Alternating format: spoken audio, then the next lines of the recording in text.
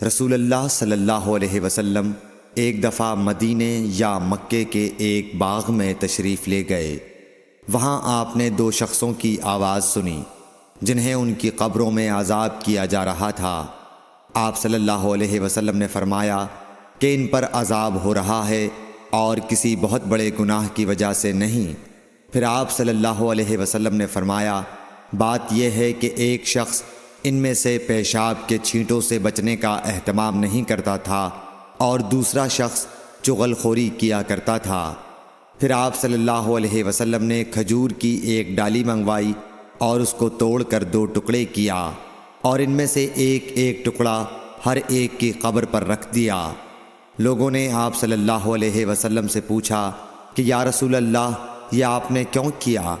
آپ نے فرمایا اس لیے کہ جب تک یہ ڈالیاں خشک نہ ہوں شاید اس وقت تک ان پر عذاب کم ہو جائے۔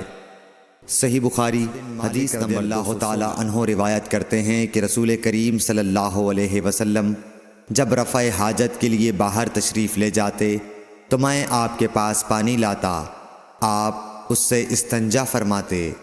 صحیح بخاری حدیث نمبر 2 صلی اللہ علیہ وسلم دو قبروں پر گزرے تو آپ نے فرمایا کہ ان دونوں قبر والوں کو عذاب دیا جا رہا ہے اور کسی بڑے گناہ پر نہیں۔ ایک تو ان میں سے پیشاب سے احتیاط نہیں کرتا تھا اور دوسرا چغل خوری کیا کرتا تھا۔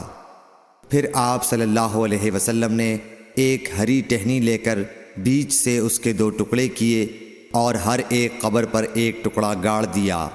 لوگوں نے پوچھا کہ یا رسول اللہ آپ نے ایسا کیوں کیا؟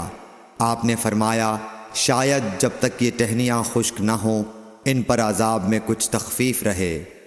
صحیح بخاری حدیث نمبر 2 کریم صلی اللہ علیہ وسلم نے ایک دیہاتی کو مسجد میں پیشاب کرتے ہوئے دیکھا تو لوگوں سے آپ نے فرمایا اسے چھوڑ دو۔ جب وہ فارغ ہو گیا تو پانی منگوا کر آپ نے اس جگہ بہا دیا۔ صحیح بخاری حدیث نمبر ابو ہریرہ رضی اللہ تعالی عنہ نے فرمایا کہ ایک اعرابی کھڑے ہو کر مسجد میں پیشاب کرنے لگا تو لوگ اس پر جھپٹنے لگے۔ یہ دیکھ کر رسول کریم صلی اللہ علیہ وسلم نے لوگوں سے فرمایا کہ اسے چھوڑ دو اور اس کے پیشاب پر پانی کا بھرا ہوا ڈول یا کچھ کم بھرا ہوا ڈول بہا دو، کیونکہ تم نرمی کے لیے بھیجے گئے ہو، سختی کے لیے نہیں۔ صحیح بخاری حدیث نمبر 220۔